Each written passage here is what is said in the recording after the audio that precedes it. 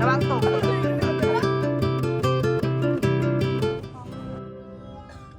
အခုကျွန်းအောင်ကြောင်းဆိုကျွန်တော်တို့ဘန်ကောက်ကနေကမ္ဘောဒီးယားနယ်စပ်ကိုရင်သွားပါမယ်။အဲဒီကနေမှသင်္ဘောနဲ့ကျွန်းကိုထပ်ကူကျွန်းပေါ်ရောက်တာနဲ့ကျွန်တော်တို့နေတဲ့ beach တွေကိုရောက်ဖို့အတွက်ကားတစ်စင်းထပ်ပြန်စီးရပါသေးတယ်။ကျွန်းရဲ့ပုံစံကတောတွေတောင်တွေခြုံနေတဲ့အရန်ကိုတဘာဝဆန်ပါတယ်။အဲတော့ညဘက်တွေမှာတော့ချင်းရံပေါ်ပါတယ်။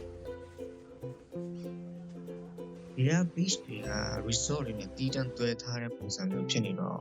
တခြား beach တွေမှာရှိတဲ့ resort တွေကိုဖြတ်ပြီးဝင်သွားဖို့ထက်ကိုတဲတဲ့ resort က beach မှာပဲတည်တဲ့အပန်းဖြေကြတဲ့ပုံစံမျိုးဖြစ်နေတယ်ဗျဒီကျွန်းနဲ့ပတ်သက်ပြီးတော့သဘောကျတဲ့အချက်တစ်ခုကဒီကကြည်ပြီးတန်တဲ့ပြုံမှာဂျင်းနဲ့ပိုင်းကလည်းကန်းနေဝေးတယ်ပြီးတော့လိုင်းလုံးကြီးတွေလည်းမရှိဘူးဆိုတော့ကလေးတွေရေကစားတဲ့အချိန်ကျရင်နည်းနည်းတော့သိစိတ်မပူရအောင်ထင်တယ်ဗျ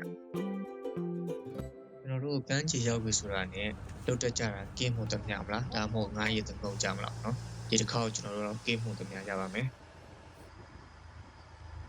ဒါကတော့ရှင်တဲ့ပိုင်းမှာရင်များကြတာပါပြီးမှရေစိမ်ပိုင်းကိုတွားကြပြီးတော့ထပ်များကြမယ်ရေလဲစားကြပါမယ်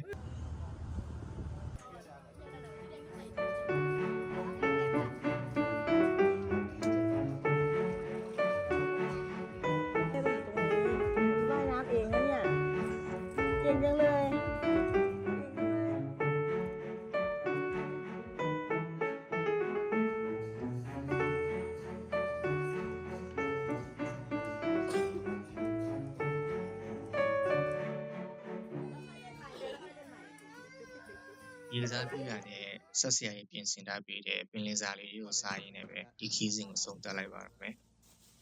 အားလုံးကျေးဇူးတင်ပါတယ်